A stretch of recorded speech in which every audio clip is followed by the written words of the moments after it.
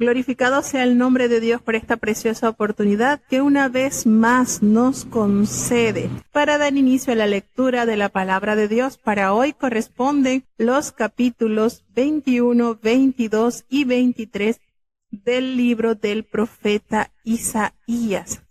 Seguimos leyendo los oráculos que el Señor determinó para estas naciones. Que es importante recalcar también que estas naciones, muchas hasta hoy están existentes, como es en el caso de Egipto, y para ella también hay promesa de redención, considerando así el amor de Dios para con todos los pueblos, y será en aquel tiempo, dando alusión al reinado del Mesías. El Señor, cuando venga, recogerá de todo pueblo y toda nación sus hijos, quienes han creído y aceptado el mensaje más hermoso, el mensaje más esperanzador que todo oído humano pueda escuchar: la redención, la salvación, la vida eterna. El mejor regalo, el único que lo puede dar, es nuestro amado Jesucristo. Vamos entonces con nuestros cinturones listos para emprender nuestro viaje a través de las Sagradas Escrituras en el capítulo 21 del libro del profeta Isaías. Libro de Isaías, capítulo 21. Carga del desierto de la mar. Así vienen de la tierra horrenda. Visión dura me ha sido mostrada. El prevaricador prevarica y el destructor destruye. Sube, Persa. Cerca, Medo, todo su gemido hice cesar.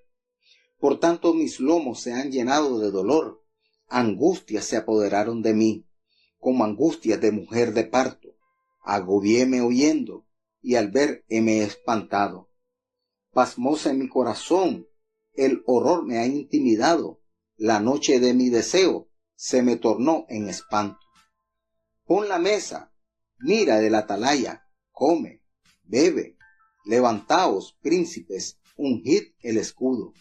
Porque el Señor me dijo así: ve, pon centinela que haga saber lo que viere.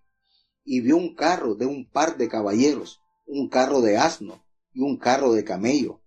Luego miró muy más atentamente y gritó como un león: Señor, sobre la atalaya estoy yo continuamente de día y las noches enteras sobre mi guarda. Y he aquí, este carro de hombres viene, un par de caballeros.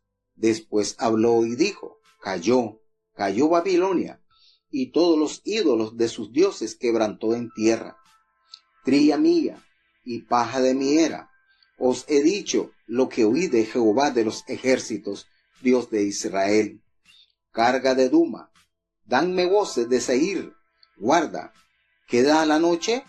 Guarda, ¿queda la noche? El guarda respondió: la mañana viene, y después la noche. Si preguntareis, preguntad, volved, venid.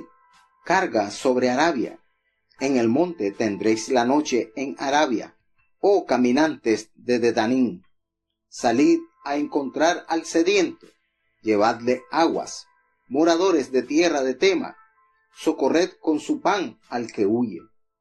Porque de la presencia de las espadas huyen, de la presencia de la espada desnuda, de la presencia del arco entesado, de la presencia del peso de la batalla. Porque así me ha dicho Jehová: de aquí a un año, semejante a años de mozo de soldada, toda gloria de Cedar será deshecha, y las reliquias del número de los valientes flecheros, hijos de Cedar, serán apocadas, porque Jehová, Dios de Israel, lo ha dicho. Bueno, en este capítulo 21 del libro del profeta Isaías se proclama la caída de Babilonia. Aquí vemos cómo Dios va mostrando a través de su palabra lo que vendría a ser de esta nación. Babilonia, o el desierto del mar, sufrió una serie de derrotas en los años 710 y 703. Aquí esto que se habla sobre estas profecías, hace referencia como el torbellino, así cuando viene del desierto, es decir, algo inesperado, pero que cuando sucede, comete y arremete sin oportunidad de escape. Así le hace esta proclamación. Y nos dice pues que esto que sucedió, la derrota de Babilonia en el año 703 y 710 y 703, esta noticia cuando llegan a Jerusalén, que hace referencia a la derrota de Babilonia, que fue precisamente en el año 703 antes de Cristo, a manos del rey Semnaquerib de Asiria. Esto causó horror en la ciudad de Jerusalén, que por supuesto temía ser la próxima víctima de este imperio asiria. Nos hace referencia del desierto del mar en el versículo 1, cuando dice profecía sobre el desierto del mar, que se hace referencia al Negev, como torbellino del Negev. Y en el versículo 2, que nos habla sobre visión dura me ha sido mostrada. El prevaricador prevarica y el destructor pues le hace honor a su nombre. Destruye. Sube o Elán.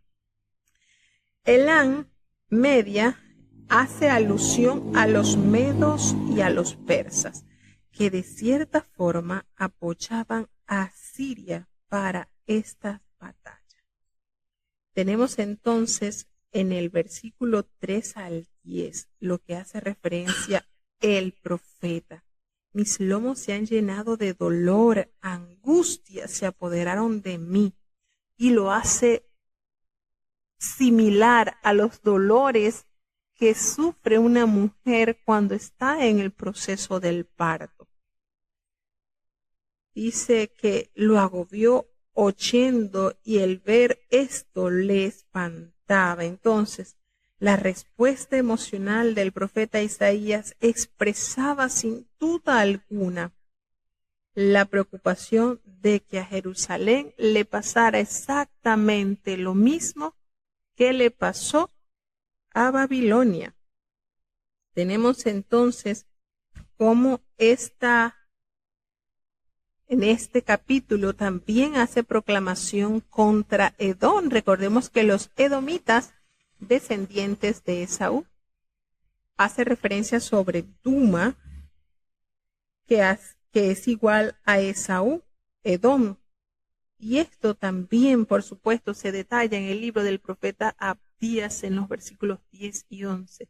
El Señor amonestó duramente también a los edomitas por haber sido insensibles a la necesidad de sus hermanos los israelitas. También hallamos acá el nombre de la profecía contra Arabia. Del versículo 13 al 17 tenemos entonces la profecía de Dedán y Cesar, que eran precisamente tribus de Arabia.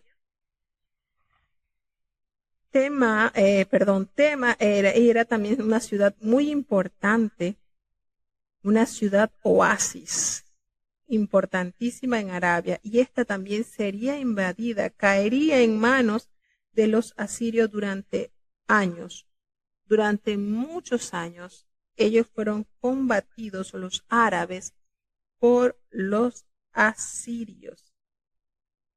Entonces, le hace la referencia en este capítulo al imperio de Babilonia, a los edomitas y a los árabes. Ellos recibirán entonces ciertas disciplinas por los cuales el Señor manifestará su disgusto por su mal proceder. Esto es importante recordarlo. Estas naciones fueron duramente castigadas, corregidas, disciplinadas por su mal proceder. El Señor no los castiga porque sencillamente el Señor sea caprichoso, no, sino que el Señor cumple diligentemente con sus promesas. Y a estas naciones pues les tocaba sus enseñanzas de vida.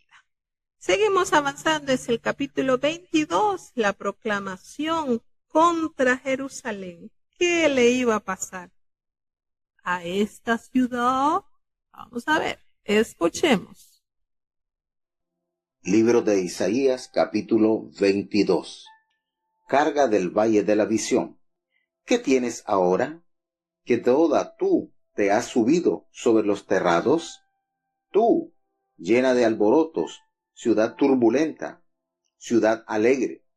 Tus muertos no son muertos a cuchillo, ni muertos en guerra. Todos tus príncipes juntos huyeron del arco, fueron atados.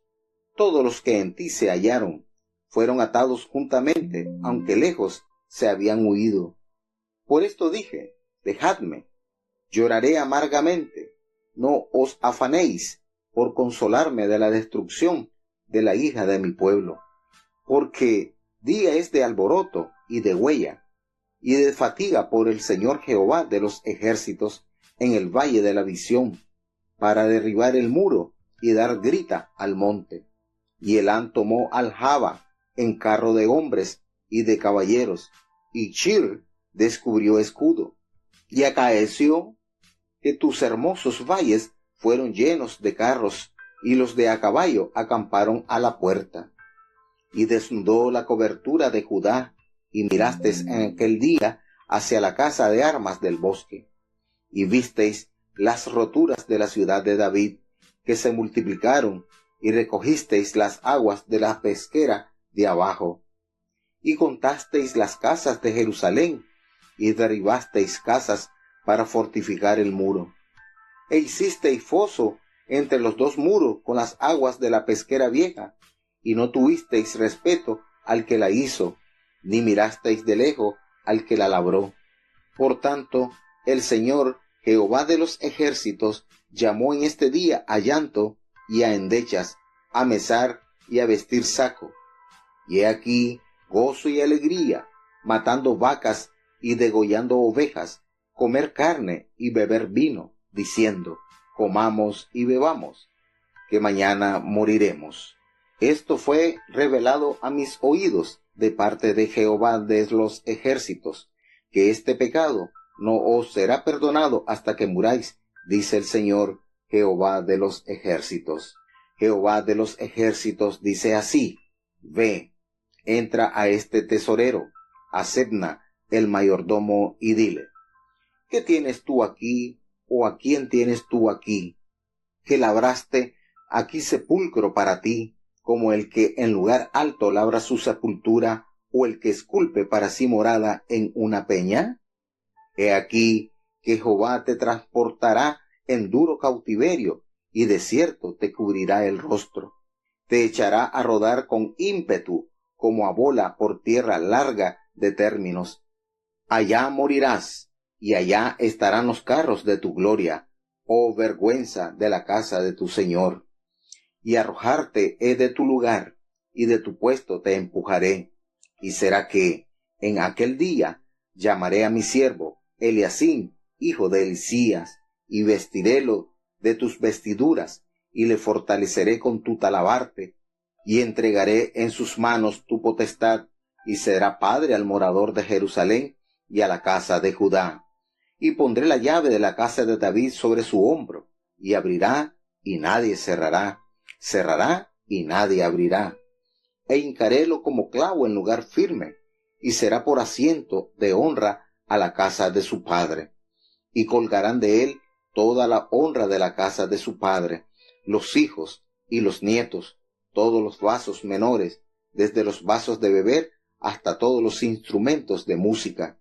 En aquel día, dice Jehová de los ejércitos, el clavo hincado en lugar firme será quitado, y será quebrado y caerá, y la carga que sobre él se puso se echará a perder, porque Jehová habló.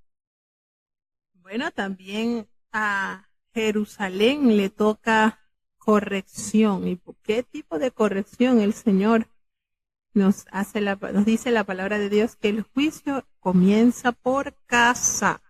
Aquí hay una proclamación contra Jerusalén y precisamente le dice esa profecía sobre el valle de la visión que es Jerusalén y trata de la invasión de Sennacherib en el año 701 antes de Cristo. El profeta Isaías se encontraba abatido. Por eso decía, dejadme, lloraré amargamente, no os afanéis por consolarme de la destrucción de la hija de mi pueblo. Entra entonces en angustia al saber que el juicio de Dios es eminente. Y entonces este alboroto en Jerusalén, suscitado por los resultados que se estaban observando de las guerras, nadie ha muerto aún, pero las estrategias militares que ellos estaban ya para realizar fracasarían. Aunque hay que recordar que Ezequías fue un buen rey, temeroso de Jehová. La mayoría de la gente seguía en la misma situación y lo que hemos comentado en otras oportunidades, en la parte del sur de el reinado de Judá hubo un total de 20 reyes, de los cuales 12 fueron malvados. Instaron, por supuesto, a la idolatría y cuánta abominación. Solamente 8 miraron la ley de Jehová y en determinados momentos confiaron en él. Y decimos en determinados momentos porque hubo reyes buenos, pero que declinaron de una u otra forma. Tenemos el caso del rey Usías, que por haberlo Dios bendecido tanto, él se creció, su corazón se enalteció, podemos decirlo, a tal punto que no respetó que Dios es un Dios de orden y cada persona en la casa de Dios tiene su función. La función de él era gobernar y los sacerdotes era ofrecer el incienso en los sacrificios, y él entonces, desplazando el propósito de Dios o queriendo desplazar el propósito de Dios, todo organizadito, incurrió en esta falta y eso le ocasionó salir leproso, salir con su rostro leproso del templo. Tenemos el caso también del rey, tenemos varios casos del rey Asa, del rey Asa que enfermó de los pies y no buscó a Dios en su enfermedad, sino a los médicos. Entonces, con esto quiero decirles que en Judá hubo reyes, 8 en total, que trataron de agradarle a Dios. Tuvieron sus debilidades, pero ellos trataron en la medida de lo posible de que el pueblo se confiara en Dios. Sin embargo, a pesar de que estos reyes en su sano juicio instaban a la obediencia a la palabra de Dios, a sus mandamientos, a sus preceptos, el pueblo tenía esa inclinación a lo malo. Y en el caso tenemos acá del rey Ezequías, que es el que está regente, está de rey, está regente, está gobernando, cuando está la amenaza latente de la invasión del rey Asiria.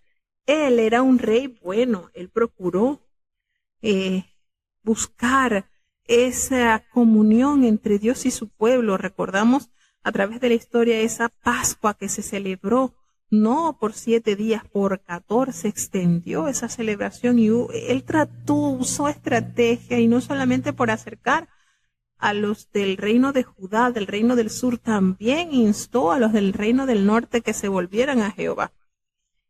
Y la gente seguía en una situación de decadencia,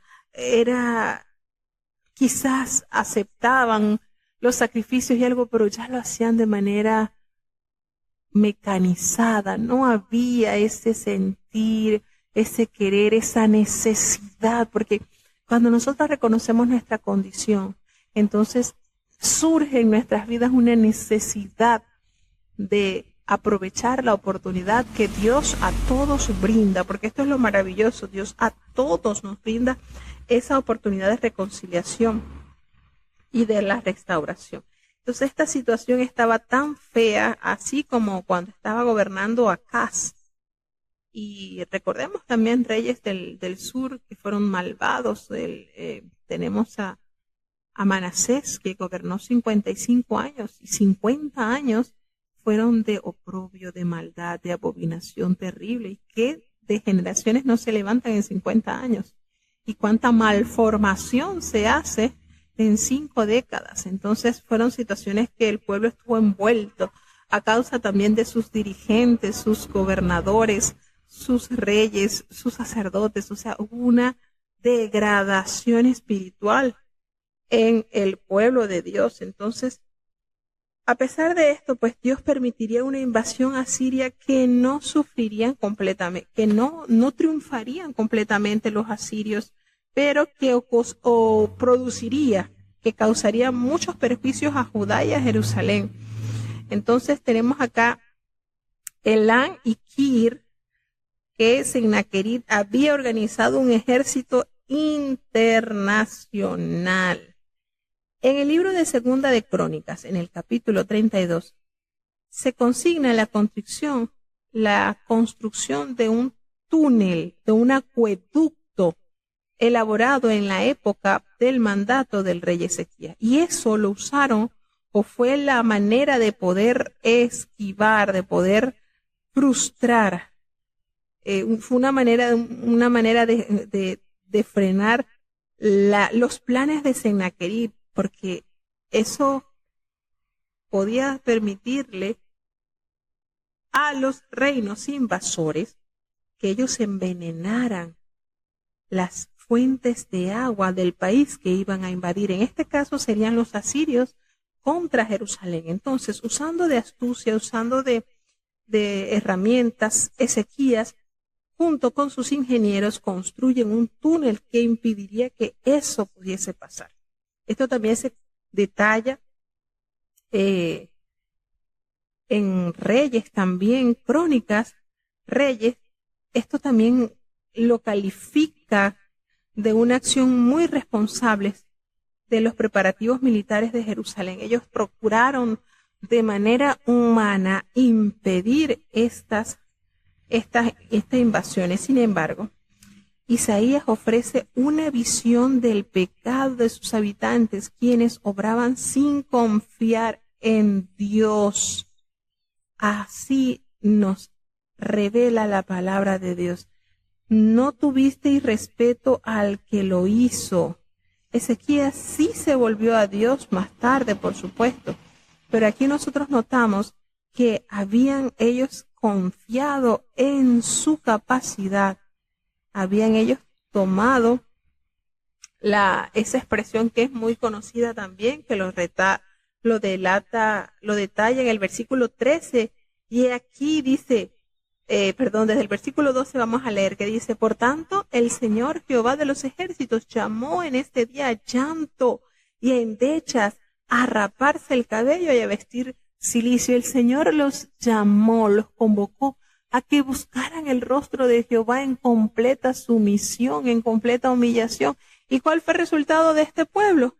Fíjense aquí el profeta Isaías confrontando a la nación. No es así el modo, el caminar que deben ustedes tener. Entonces, ¿cuál fue la postura del pueblo? Había gozo, había alegría, estaban matando vacas, degollando ovejas, comiendo carne, bebiendo vino, y ellos se decían unos a otros: bueno, como vamos a ser invadidos, en pocas palabras, comamos y bebamos, porque mañana moriremos. Lejos de tener en consideración la orden divina dada por Dios. Entonces, es una terrible condición humana el resistirse a los planes de Dios. Si el Señor ordena, nosotros debemos cumplir. Entonces, fíjense la voz de mando que el Señor le envía al pueblo por boca de este profeta, y ellos hicieron todo lo contrario. Ellos se alegraron, empezaron a matar víctimas, y bueno, como ya está determinado que vamos a morir, bueno, comamos y bebamos, que ya mañana moriremos. Entonces, en el versículo 15 entra en escena el juicio de Semna, y precisamente Entonces estos hombres, ¿verdad? Estaban argumentando tener las herramientas y los instrumentos, las armas para ellos asistir a la guerra. Pues en el versículo 8 nos dice, y desnudó la cubierta de Judá y miraste en aquel día hacia la casa de las armas del bosque. Entonces estaban ellos procurando que fuera su capacidad lo que la que las librara a la nación como tal. Nos hace referencia al estanque viejo en el versículo 11. Hicisteis foso en los dos muros para las aguas que están en el estanque viejo y no tuviste respeto al que lo hizo. ¿Cómo es eso? Ni miraste de lejos al que lo labró. Y precisamente hace referencia, ese estanque alude al estanque de Siloé.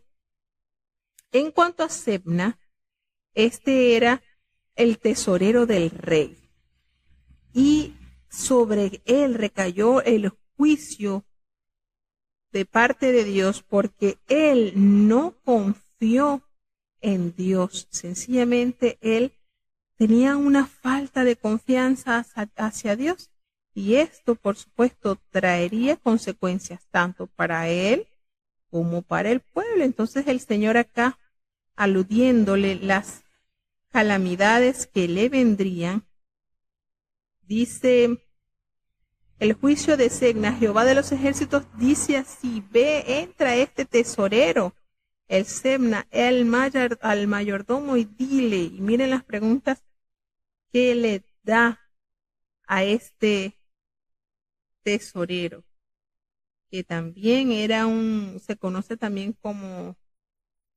un nombre, el nombre de chambelán, que quiere decir que era parte de la compañía del rey. Estaba allí en un cargo, podemos ver, prominente, en un cargo de importancia. Y le resalta, le reclama el Señor: ¿qué tienes tú aquí? ¿O quiénes tienes aquí? Que labraste aquí sepulcro para ti, como el que en lugar alto labra su sepultura, o el que esculpe para sí morada en una peña. Entonces el Señor lo tilda y le dice, le da el anuncio: Jehová te transportará en duro cautiverio y desierto, allí te cubrirá el rostro. ¿Qué quiere decir te cubrirá el rostro? Bueno, eso quiere decir que cuando se habla hace referencia de cubrirá el rostro, es la señal de la pena de muerte. Cuando iban a ser decapitados, a ellos les cubrían el rostro en señal, bueno, lo hacía el verdugo para llevarlo entonces a la guillotina. Te van a echar a rodar con ímpetu como a bola por tierra extensa, y entonces allá morirás. Así le dice el Señor: te arrojaré de tu lugar y de tu puesto te empujaré. ¿Por qué? Porque no has confiado en Dios. Sin embargo, lo lindo de esto es que el Señor pronuncia corrección, pero también pronuncia galardón y salvación. Y es precisamente aquí entra en acción Eliaquim, quien es llamado a ser el sucesor de Sebna. Y él sirvió como un padre, como un consejero en Jerusalén. Eliaquim era así como un prototipo de Cristo. Fíjense cómo lo detalla el profeta acá, cuando dice que Eliaquim sería vestido de vestimentas y lo ceñiré de tu talabarte y entregaré en sus manos tu potestad. Será padre el morador de Jerusalén y a la casa de Judá. Y pondré la llave de la casa de David sobre su hombro y abrirá y nadie cerrará. Cerrará y nadie abrirá, así como nos hace la alusión en el Apocalipsis en el capítulo 3, versículo 7, sobre la llave, sobre el Señor que abre y nadie cierra, y cierra y nadie abre. Entonces, algo así como un prototipo de Jesucristo. Y cuando hace alusión acá a los clavos, los sucesores de Eliaquim no serían tan fieles así como lo fue Eliaquim.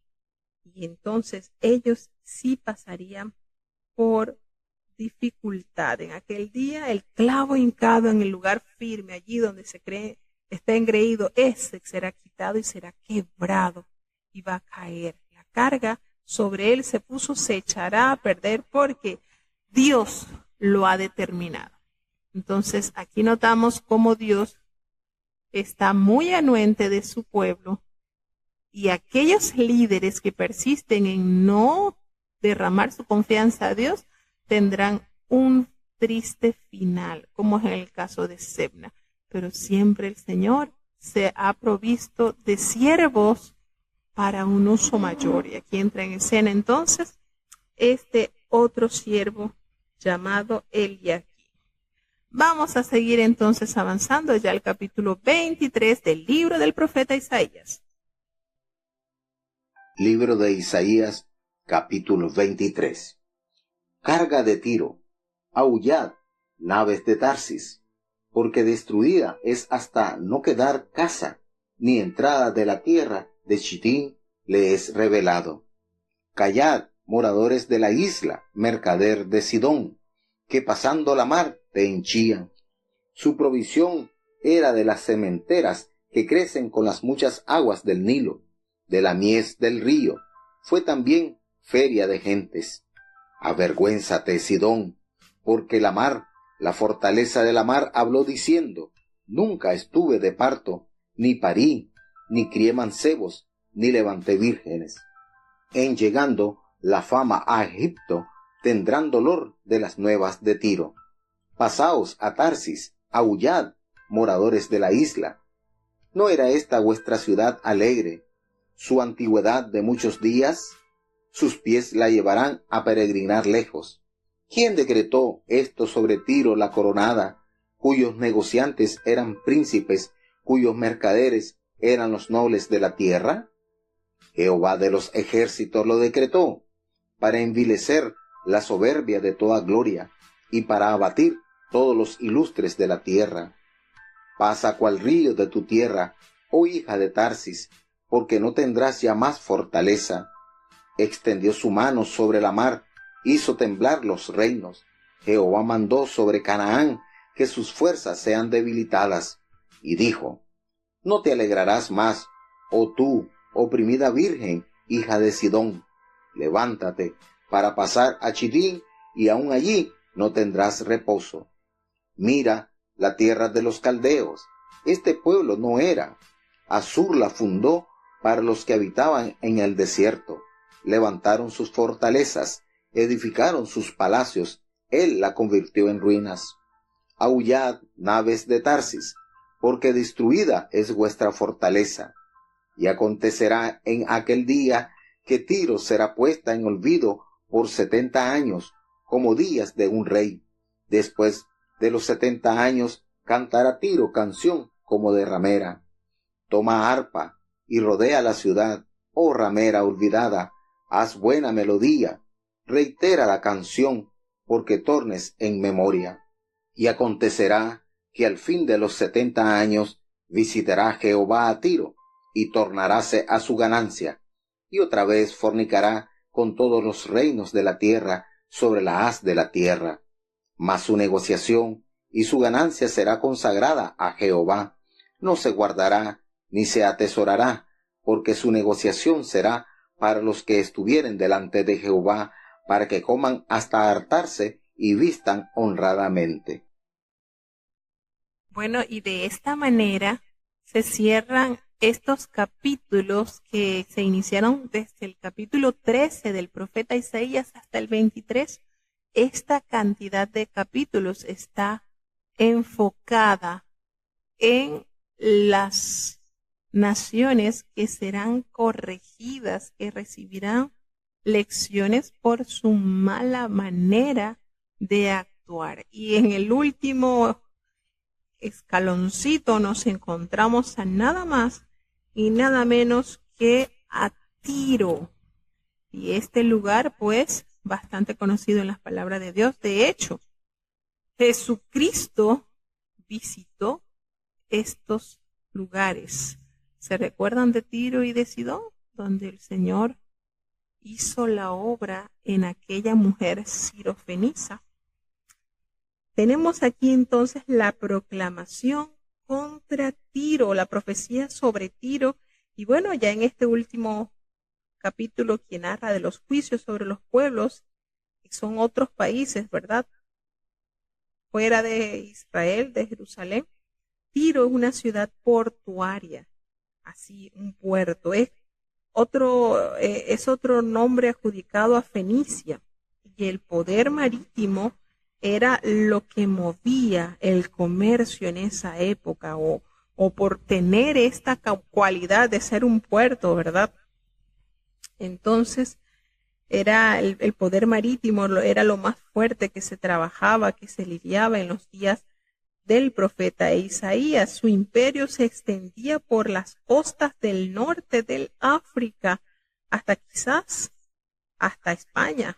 Los fenicios inventaron el alfabeto. A ellos le debemos este gran avance, evidencia de que poseían una avanzada civilización. Imagínense. Sin embargo, su religión era asquerosa, abominable, porque ellos adoraban a Baal y a Astoret, estas deidades que Jezabel introdujo en Israel y las que Elías tuvo que enfrentar para tratar de erradicar estas prácticas que insultaban la dirección de Dios a su pueblo. Y esto pues también lo tuvo que experimentar el profeta o los profetas que fueron enviados por Dios para alertar al pueblo que se volviera de su mal camino. Entonces, Tiro, Sidón, que eran ciudades, que eran hermanas, pues, hermanas, ellos eran idólatras y estas deidades degradaban al hombre en su totalidad. Degradaban totalmente a Dios. Si ustedes se fijan en los cultos, cómo se adoraban estas estatuas, dan náuseas, realmente dan náuseas. Y eso es invención de la maldad para hacer al hombre claudicar y no acercarse a su hacedor, por supuesto. Entonces tenemos que acá aclara pues la ira de Dios sobre este país, sobre esta nación, fundamentalmente entrometida en la idolatría, este país, que por supuesto se echa de ver en los gobiernos, en sus reyes. Esta sección pues particularmente profetiza la pérdida del control del Mediterráneo por los fenicios en el año 667 antes de Cristo. A causa de la invasión precisamente del imperio que estaba de moda, que estaba aplastante, Asiria. Tenemos a Tarsis, que es conocida por la historia detallada en el libro del profeta Jonás. Tampoco se conoce la ubicación de esta ciudad. Sabemos que es una ciudad fenicia, pero no se conoce con exactitud la localización. Pudo haber estado en España, pudo haber estado en Chipre o en otras costas del norte del África, esta ciudad llamada Tarsis. Sidón, que se hace mención en el versículo 2 del capítulo 23, es una ciudad hermana de Tiro y está localizada también sobre la costa alrededor de 30 kilómetros al norte de aquella, es decir, estaba a 30 kilómetros del norte de la ciudad de Tiro. Tiro y Sidón fueron conquistadas por Babilonia en el año 572 antes de Cristo. Tras un largo sitio, Tiro, que es una isla fortificada, resistió el ataque, pero fue completamente destruida por nada más y nada menos que Alejandro el Magno en el año 332 antes de Cristo. Entonces, esta ciudad es asolada. Nos habla sobre Canaán, sus fortalezas, y es una segunda razón del juicio de Tiro, porque pues tenían que destruirlas porque ejercían una influencia al paganismo en las tierras de Canaán, y esa propagación se debió en gran medida a estos pobladores fenicios que estaban arraigados a estas prácticas abominables. Habla sobre los caldeos en el versículo 13, que por supuesto los caldeos también se reconocen como los babilonios. se muestra como ejemplo de una exitosa defensa contra Asiria. Sin embargo, Tiro tendría un futuro tras el ataque de Er-Sadón, que es la ciudad se recobraría lo suficiente como para resistir el sitio de Nabucodonosor por nada más y nada menos que este sitio lo resistieron durante 13 años, aproximadamente 585 a.C., 572 a.C., 70 años. Lo que se menciona acá es un número redondo que simboliza un largo periodo en el tiempo. El futuro le reservaba a Tiro un papel muy destacado en el comercio internacional. Así pues es importante la contribución a la vida del templo. Recordemos que Tiro suministró los troncos de cedro para la construcción del segundo templo, así como nos detalla Esdras en el capítulo 3, en el versículo 7. De hecho, Jesucristo también visitó el territorio de Tiro y Pablo encontró allí discípulos al final de su tercer viaje misionero, como lo detalla el libro de Hechos en el capítulo 3, en el capítulo 21 del versículo 3 al 5. Tenemos entonces lo que se detalla en este capítulo sobre la proclamación contra Tiro. Yo recuerdo que una oportunidad, que Dios me dio la oportunidad de visitar Cuba, la Lisa, en la escuela sabática que participé, precisamente se estaba estudiando estos capítulos del libro del profeta Isaías. Y siempre los había visto así, pues yo los leía y ya. Pero después de esas clases, como exponía el hermano las clases, de la relevancia que hay en cada uno de estos capítulos, pues echa de ver el dominio total y absoluto de Jehová en la historia de la humanidad. Cómo Dios tiene total dominio. La historia, todo está en sus manos. Entonces es de relevante relevancia e importancia el ver cómo a través de la palabra de Dios el Señor no solamente detalla el presente, el pasado o el futuro de Israel, que es su heredad. Está muy clara que Israel es la heredad de Jehová, pero todas las naciones son obras de sus manos. Y por supuesto, en cada nación el Señor ejerce poder, porque es el creador del cielo y de la tierra, y todo el ejército que en él hay, el Señor lo hizo. Entonces, no están ajenas las naciones, las potencias, al darle la espalda a Dios, porque al final, el que tiene la última palabra y el que sabe y conoce la sazón de los tiempos es el Señor. Entonces sí es importante reconocer cómo Dios detalla cada paso de la historia en la humanidad.